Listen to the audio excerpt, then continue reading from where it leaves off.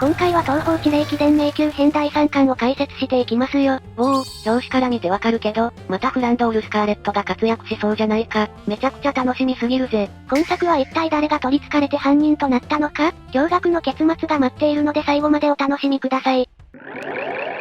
それではまずはじめに、東方地霊記伝とはどんな作品なのか、あらすじとこれまでの流れを軽く解説していきましょう。最新刊が出る前までの話の解説よろしく頼みます。まず東方地霊記伝とは、ズンさん原作による東方プロジェクトの書籍漫画作品の一つです。こちらは2019年10月28日、ウェブ上の複数のメディアで連載開始。漫画作画は第2章最終話までは銀木星先生で、第2章以降が秋巻優先生が担当しているぞ。銀木星先生は水彩風なタッチが売りとなっていて、秋巻先生の迫力ある感じとは大きく異なっていますね。この作品のテーマは怨霊 VS 妖怪。精神攻撃に弱い妖怪にとって怨霊は最大の宿敵だからな。幻想郷でにわかに勃発する難事件。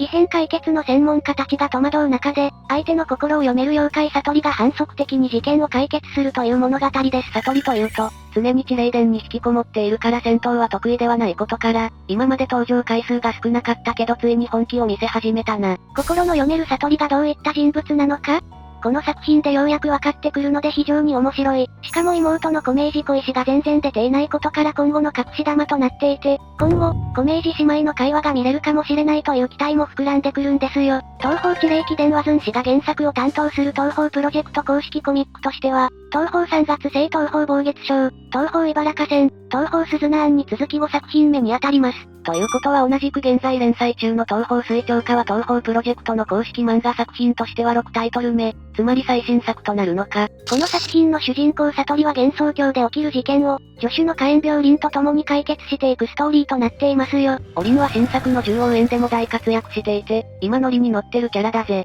さて、東方地霊記伝第1話では、まずはじめにパチュリーのオレッジが倒れたことから始まります。一体誰がパチュリーを襲ったのか、解決やの霊夢も交わり誰もが頭を悩ませていた中、地の底の安楽椅子探偵悟りが参上。怨霊の恐れひるむ少女、小明寺悟り、能力心を読む程度の能力、旧地獄の灼熱地獄跡の上に建てられた館地霊殿の主で悟り妖怪。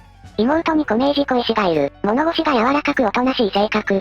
ペットには愛情を注いでいるほか、妹の小石も大切に思っている。悟りというと、心を読む程度の能力を持っていて、反則的に事件を解決できるんだよな。話をコウマ間に戻して、パチュリーの後はさらに昨夜、本命輪と次々と体を乗っ取ったのです。怨霊の乗っ取りの目的として魔力を奪うことと、霊夢を驚かそうというのが目的なのではと悟りは考察します。その後はヨーヨームで初登場したキャラクターたちが狙われた、なんと亡霊のゆゆ子でも乗っ取られたのです。ちなみに亡霊と怨霊の違いとしては、亡霊は死んだことに気づいていないか、死を認めたくないという念が強すぎると、成仏できずに亡霊となるんだ。怨霊は、あれ怨霊はどんな感じだったっけ？バカチン。悪意に満ちた人間や強い恨みを持った人間から出てくる幽霊のうち、輪廻転生の輪から外れ、未来永劫幽霊のままの存在を怨霊と呼ぶぞ。って愚問句樹にてかなこ様が言ってたでしょ。御柱投げられないか心配になってきた。その後、さすがに幻想郷の危機と感じたのか幻想郷の賢者役もゆかりが自ら動くという事態に、なんとゆかりもいつの間にか乗っ取られてしまい、一定量の魔力を奪われてしまったのです。幻想郷の賢者でも歯が立たないって、その運用えぐいな。続いての異変といえば AI 編なので霊夢は永遠帝に向かうことに、永遠帝でかくまうことになった霊夢ですが、なんと殺人予告が、そこに居合わせたエイリンとかぐやは死なないので、霊夢だけに向けられているものだとわかります。不老不死だと殺人予告がただの紙切れかとしちゃいます。時は進み永遠帝にマリサ、霊戦も集まっていました。なぜか倒れていたはずのかぐやの姿がいない。そして、この状況について天才エイリンは少し前に気づいていたようで、彼女が説明するに、かぐやはすでに乗っ取られていたとのこと。その頃、怨霊は向こうの前に現れていた。怨霊曰く、かぐやは定期的にお忍びで永遠帝を抜け出していたらしく、漫画の絵を見る限り人里にもいたようで、そこですでに乗っ取っていたようです。怨霊がもともとあの不老不死のかぐやに乗っ取っていたのは驚きだったぜ。怨霊は向こうを狙っていたようで、ぐったり倒れたかぐやの前にその怨霊はついに姿を現したのだ。そしてそいつの名は、宮出淵水地。小明寺悟り曰く反国王、永久罪人と呼んでいました。作中における一連の事件の犯人で、旧地獄から逃げ出した永久罪人、幻想郷の賢者役もゆかり曰く、悟りに対して管理がこなせていなかったわね。とのことで、どうやら悟りとゆかりは前々から彼女のことを知っていて、地霊殿の仕事の一つには宮出口が脱獄しないように見張る役目も持っていた可能性もあります。そういえば、地霊殿は怨霊の管理もあるんだよな。白霊神社、あるいは白霊霊夢に恨みを抱いていて、八雲ゆかりによると事件の動機は霊夢を恐怖に陥れ、最後に復讐を遂げるため、一方で悟りは事件を起こす傍ら、霊夢に恨みを持つ者を探していると推理しています。実は同じく進行中の漫画、東方水長家の主人公奥のダミヨイは元ネタは化けクジラであり、これも怨霊なので旧地獄の封印から解き放たれた怨霊の宮出口水地とは同種族でもあるかもです。同種族だからなみんなはみよいちゃんが妖怪と気づかなかった中で、一発で水地は妖怪だと気づいていたよな。そして、迷宮編2巻は栄夜章の次である風神録のキャラたちが登場する話となっているんだぜ。妖怪の山というと富士山よりでかいから範囲も広い上に、強力な妖怪たちがいるから危険すぎるな。あらすじとしては、ついに姿を見せた怨霊宮出口水地の次のターゲットは、幻想郷の強豪ひしめく妖怪の山。カッパや天狗、森や神社はどう対処するのか。そして水地に恐れる霊夢はどうなるのか。探偵の悟りの次の作戦はどうするのかというものになっています。一つ前の迷宮編2巻では東方風神録で活躍したキャラが宮出口によって狙われたわけだけど、どんな流れだったっけ？まず、宮出口は向こうからニトリに取り付き、その後は川から流れてきたニトリを拾った東方風神録2面ボスの影山ひなに取り付いた後、諏訪湖に取り付き、森や神社は壊滅。最終的にはこちやさなえに取り付いて、たくさんの妖怪や神から得た魔力でマリサを圧倒して倒して2巻は終了。そしてその後の続きがこの迷宮編第3巻ということか。ざっくりですが今までの流れが分かったということで、次のパートから最新巻の迷宮編第3巻を解説していきますよ。ちなみに今回はかなこ様が出ないんです。前回のような見事なフラグを立てて欲しかったぜ。それでは、東方地霊記伝最新巻のストーリーを解説していきますよ。まずはじめに霊夢たちと合流した後、主人公である悟りは一旦地霊殿に戻っていました。またそこに可愛らしい靴を履いた少女が歩く姿が。なんとそこにはフランドール・スカーレットの姿があったのです。しょっぱなからまさかの悪魔の妹の再来？悪魔の妹、フランドール・スカーレット。能力、ありとあらゆるものを破壊する程度の能力。姉のレミリア・スカーレットの格ゲージのドット絵から算出して、身長はだいたい130センチちょっととかなり幼いが495年以上生きている吸血鬼。姉とは違い、吸血鬼らしく外に出ることはなく、冷静でいて非常識な考えを持っている。強力な能力を持ち、誰も倒すことができなかった強力異軍の同盟超凍結ユーマの破壊に成功しているぞ。しかも小明治姉妹の姉である悟りとの絡みが見られるのです。公式で姉の取り替えっ子が見られるなんて神展開すぎるぜ。そこで衝撃の事実が分かったのですが、悟りはフランドールのために照明を落としていました。しかしフラン曰く、苦手なのは日光だけなので照明のような光は大丈夫というのです。照明のような光は平気って貴重すぎる情報だな。さらにここが驚きなんですが、なんと吸血鬼といえど苦手な日光もちょっとだけしかしんどくないようです。マジで？ロスワの水着フランは日光に弱いと思ってあんなに日焼け止めクリーム用意したのに。後々判明してせっかくの設定が台無しになっちゃった。日光に当たると焼ける姉のレミリアとは違って日光でも全然平気なんだ。これで二次創作の書き方がまたさらに変わってくる可能性もありますね。確かによくよく考えると、東方強力異分では太陽の力がある灼熱地獄跡地にいても肌荒れ程度だったので、あんまり影響はないようですね。そして別姉の悟りと話すフランドールの横に突然現れたのは、豊満なボディを持つ八雲ゆかりだった。いや体つきの説明はいらんでしょうが。なんと秋巻先生のゆかりんはめちゃくちゃたわわなんですよ。確かにこれははっきりくっきりでかいな。ちなみにうちのゆかりんもタップタプなんです。スライムタワーみたいに乗っかっちゃってるもんね。そして場面が切り替わり、姫街道旗手の室内に集う者がいた。それは白霊神社の巫女さん白霊霊夢と、同じく新聞記者のカラステング、社名丸綾の姿だった。今時の連射記者、姫街道旗手、能力、連射をする程度の能力。姫街道旗手は、妖怪の山に住むカラステングで、社名丸綾と同じく新聞を発行している。新聞の名前はかかし年俸だ。伝統の幻想分野、社名丸綾、能力、風を操る程度の能力。文字通り風を起こすことができ、彼女が手に持つ扇を振ることでも風を起こせるが、振らなくても風は起こせる。妖怪の山に住むカラステングで新聞記者、白霊大結界の成立よりも以前から幻想郷に住んでおり、非常に強い力を持っている。困ったことがあればあやややという口癖があるぞ。そして旗手の連射能力を使って森や神社で起こったことを見せてくれました。サナエがマリサを虐待している。確かにそう見えるけども、そして霊夢がこの写真を見て気づいたのです。異変を解決した順番に事件が起きているので、森や神社の次は地霊殿異変の地底のはずなのに宮出口は旧地獄へは向かっていないということが、綾の考察によると、ヤバい怨霊がわんさかいる地底世界で宮出口が暴れても話題にならないので、霊夢にダメージを与えることができないと判断したのではと考察しています。そして旗手が遠野だった。どうする？誘われているわよ。当然罠があるはずだもんな。そして視点はチレイデンに切り替わり、この時点でフランドールはチレイデンにいることに気づいたようです。フランドールはコウマ間の応接室だと思って入ってきたのですが、ゆかりの境界を操る程度の能力でチレイデンに繋げたようですね。相変わらずの便利能力だな。なぜこのような回りくどいことをしたのかというと、悟りが言うに、ゆかりさんとコウマ間と協力して怨霊に悟られないようにするために騙すような誘い方をしたようです。悟りは役もゆかりのことをさん付けで呼んでいたんだ。フランドールはそのことに対して怒るようなことはなかったですが、どうせならもっと開放的な展開とかが良かったと言っていますね。ゆかりが急にフランドールをチレイデンに飛ばしたのにもかかわらず、怒るようなことはなかったのか。二次創作では演出のため荒れやすかったりするけど、やっぱり原作フランは感情的にかなり安定しているよな。そのことに対して、なぜかゆかりは気に入ってくれてよかったわ、と煽りを入れます。若者に容赦ないサイコさん。そしてそのことにフランドールは圧巻米をかましました。ゆかりん年下に人気者じゃん。そこでゆかりはフランに水地の破壊を依頼して、にやりと最高の笑顔を浮かべる頃、今までビビってたレイムもついに気合を入れ始め次の異変に向かおうとするのです。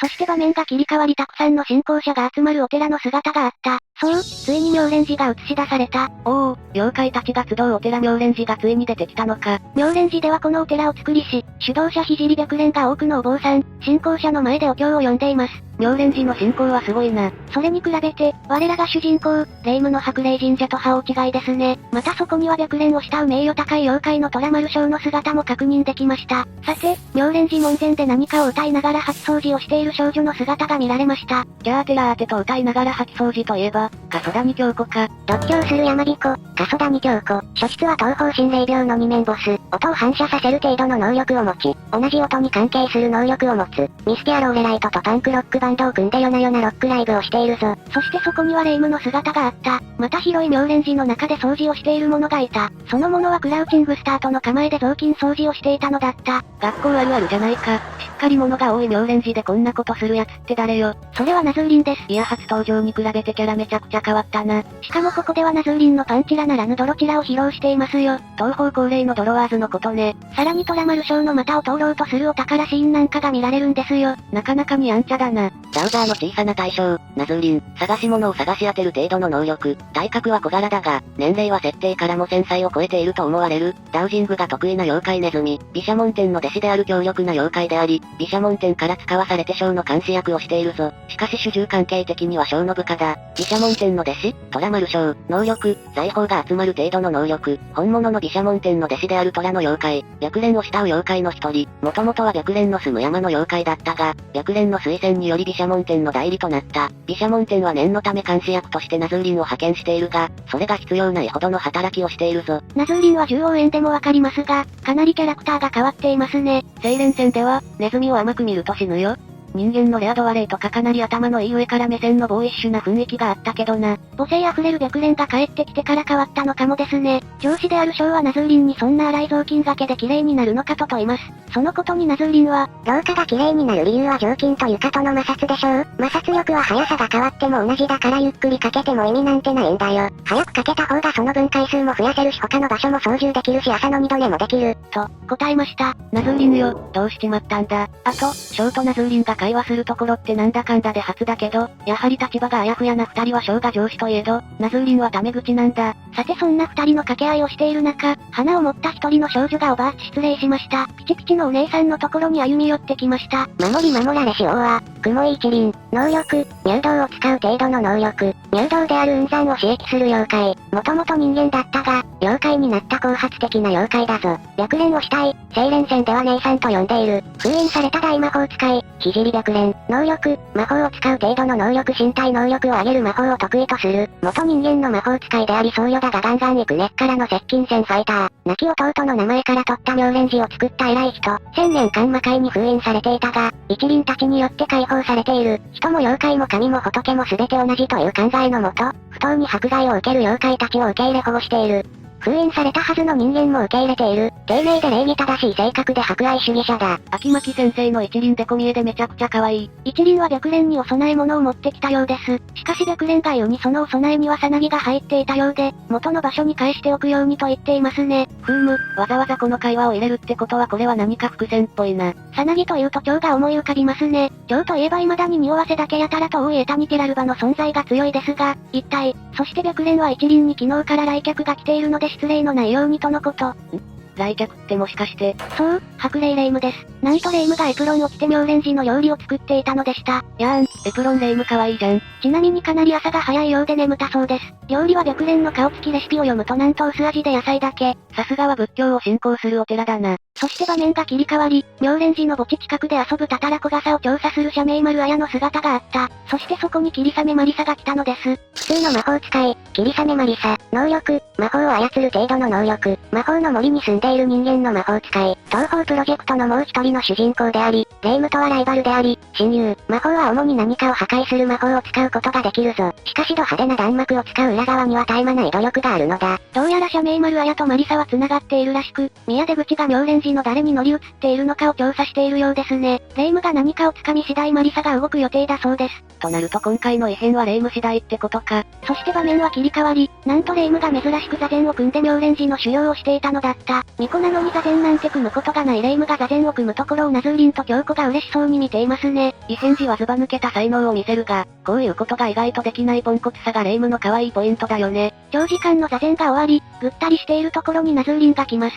さすがは頭がいいだけに、お寺に来た理由が修行以外にあると感づいていますね。そしてここでもナズーリンのサービスカットになっているんですよ。私も好きだけど、秋巻先生際ど座り大好きだな。霊夢は長時間の座禅を組んだことがないらしく、足が痺れて立てなくなっていました。それを逃さないと、霊夢のこと大好きな実質母親である社名丸綾が記事のネタにしていますね。寝顔も取りまくるしどんだけ霊夢のこと好きなんだよ。霊夢の写真集部屋に飾ってると見た。マリサと社名丸綾はバレバレのおとりの霊夢を観察して水地がアクションを起こさないか見張っているようです。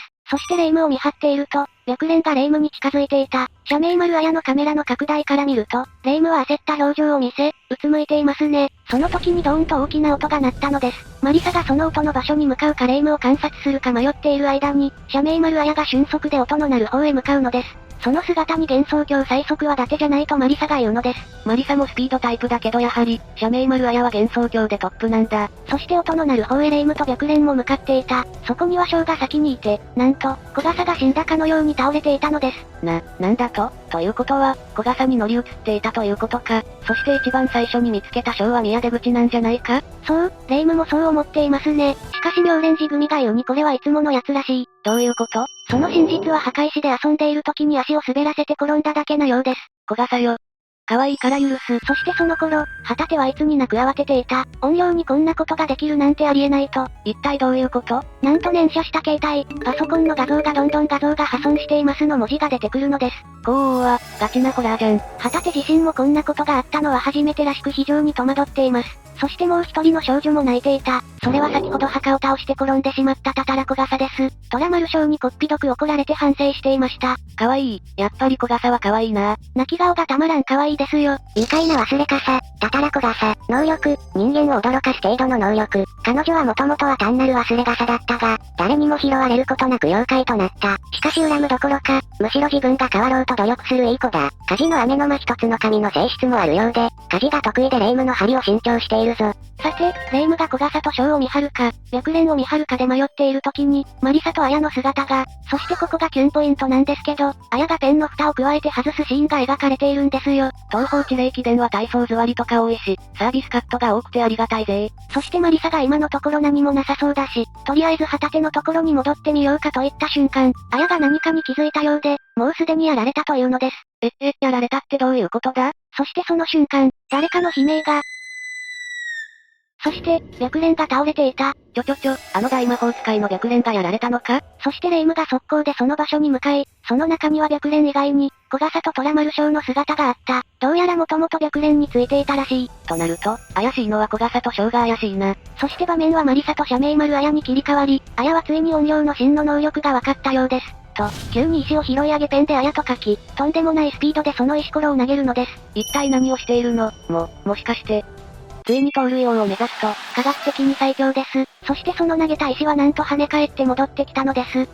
それってつまり。そう、いつの間にか妙蓮寺で閉じ込められてしまったようです。また霧も異常に深くなってきたようですね。霧というと、高魔教を思い出すけど何があったんだ？そして綾は何かに気づいたようで、空へ大きく飛び上がるのです。そして一人になったマリサは深い霧を調べるために進むのだった。マリサの近くから異様な容器が流れていた。そこにいたものにマリサは戸惑いを隠せなかった。誰。そして場面は切り替わり霊夢視点に、妙蓮寺メンバーが集まり、会議をしていました。生涯鬼に、怨霊なんかに白蓮が乗っ取られることなんてまずありえないと、そこにナズーリンが何かを思ったようで、言葉にしました。新人の反国王なのではと、また続けて先輩怨霊があいつはやばいと言っていたようです。反国王は宮出口のことだよな。そして霊夢はいつもとは違う青ざめた顔になっていた。そしてナズーリンに反国王について確認するのです。ナズーリンが言うに反国王、宮出口水地は杖案で何をしでかすのかわからなくて怖いらしい。また同じく地底にいた一輪が言うに幻想郷に恨みを持っていたらしい。そして霊夢が宮出口と聞いて、それは怨霊の本名なのと問うのです。そしていきなり何者かがものすごいスピードで襖をドカーンと破いた。その正体は社名丸綾だった。いやその襖ちゃんと直しておきなよ。霊夢も綾が外で隠れて見張っていることは知っていたらしく、なぜあなたがここに来たのかと尋ねたのです。しかし綾が言うに、妙蓮寺はすでに何かの結界で閉じられた。怨霊はこっちの撮影に気づいて、すでに外に逃げて我々を閉じ込めたと思われる。もしくは怨霊がまだ中にいるというのなら戦力戦になる。どの道バラバラに行動するのは危険だわ。じゃあなぜマリサを置いていった？もう我が子のことが心配すぎて忘れちゃってたのでしょう。また虎丸将が言うにどこで感じたことがある空気が流れているといい、墓地に何かいるというのです。翔ちゃん実は毘沙門天の宝刀なしじゃ弱いキャラみたいな風潮があったけどめちゃくちゃ強キャラ感あるじゃん。そしてその頃マリサは、ぶっ飛ばされていた。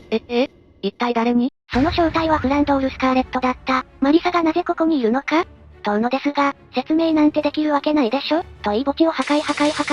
やっぱり原作フランドール怖すぎやろ。後でコウマ館にたくさんの請求書が来るでしょう。マリサはなんとかその衝撃波に耐えるのですが、まだフランドールの猛攻は終わらない。弓矢の矢のような弾幕で攻撃しているので、おそらく東方強力異分で見せた近畿レックレスバレットを使ってきています。プレイヤー操作ならほぼ常時空中で一方的に攻撃できる最強技だよな。その威力はなかなかに大きな木も糸も簡単に破壊しています。なんちゅう威力してんねん。しかしマリサが世に緩い攻撃ばっかりして攻撃を誘ってきているとのこと。いやあれで緩いのかよ。幻想郷の弾幕ごっこはもはやごっこではない。逃げるだけであまり反撃しないマリサに嫌気がさし、ついに本気を見せ始めます。破壊神としての仕事を全うしよう。あのみんなの憧れ金髪少女同士のカップリングフラマリが原作では最悪な結果だった。明るく人当たりのいいメイリンと、情緒不安定または無邪気で純粋な正確なフランドールの組み合わせに魅力を感じる人が多いことから、人気が高いメイフラも原作ではエグい結果でしたからね。さすがはアンチ二次創作な原作。そして墓地から音がするので霊夢は見に行こうとするのですが、綾に止められる。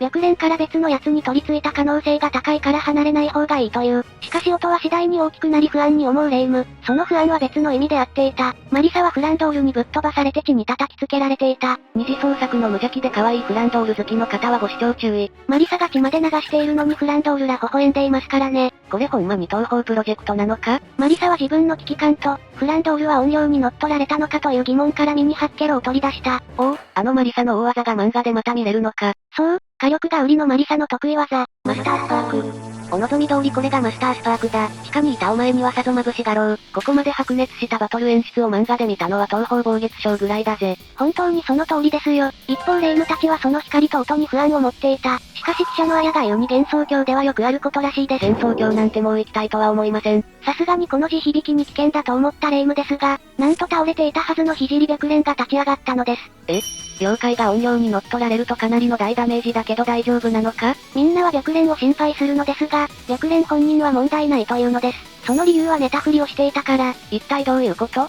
白蓮は怨霊にやられたふりをしていたのです。あるお方にお願いされて、綾が考察するに、怨霊を炙り出すためにわざとやられたふりをしていたようですね。そして白蓮は、もし反国王がやられたふりを見たとしたらどう思うのか？分かっていて挑発していることになると綾は答える。この時点で、綾と白蓮がもともと繋がっていたわけではないことがわかるな。そして挑発された怨霊は不自然な行動をとるはずなので、寝たふりをしながら監視していたようですね。その作戦は成功して怨霊が取り付いたやつが分かったとのこと。一体誰が犯人なの？まず霊夢に対しての判定についてなんですが、なんと霊夢の唇に指を当てるというなんともドキドキなシーンが。白蓮ママセクシーじゃないの。フランドールのカップリングが崩れる中、霊夢は増えていっていますね。そして判定手してはみんなを監視しているようで自分が狙われないかを考えていたようですね。あらま、人間らしくて可愛らしい評価ね。綾の判定では、白蓮から見て外で大きな音がしてもみんなをここで止まらせていたのは不自然だったという。しかし天狗の考えることだから、大方特ダネを生み出すために新たな被害者でも出ないかと目論んでいたのではと考察。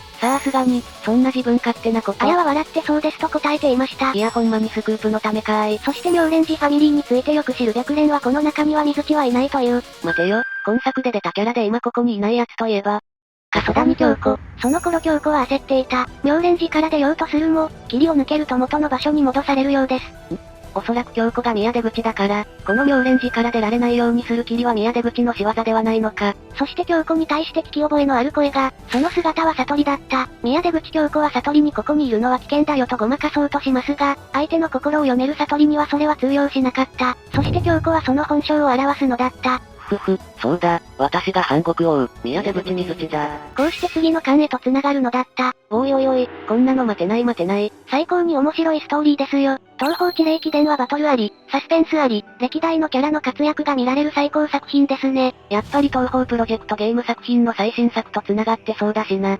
なんといっても獣王と反国王となると繋がっていないわけがないですからね。また宮出口は地底の旧地獄に封印されていて、獣王園のラスボスザンムは旧地獄を作ったキャラなので何か接点はあるでしょう。さらに怨霊ということで、獣王園は怨霊や幽霊が溢れた結果生まれた異変なのでかなり繋がっているのは間違いないですよ。今後の展開がどうなるのか楽しみすぎるぜ。なぜフランドールはマリサを攻撃したのか？白蓮は誰に指示を受けたのか？悟りと宮出口とのやりとりはどうなるのか？今後の展開に目を離すべからず。さて、今回の授業はここまで。私と同じように最終的な黒幕は散るのだと思う方は高評価で教えてくれよな。今作品と大きく繋がる東方獣王園のストーリー解説もしているので、よければこちらも見ていってくださいね。それではここまでご視聴ありがとうございました。ご視聴ありがとうございました。グッドボタンとチャンネル登録よろしくお願いします。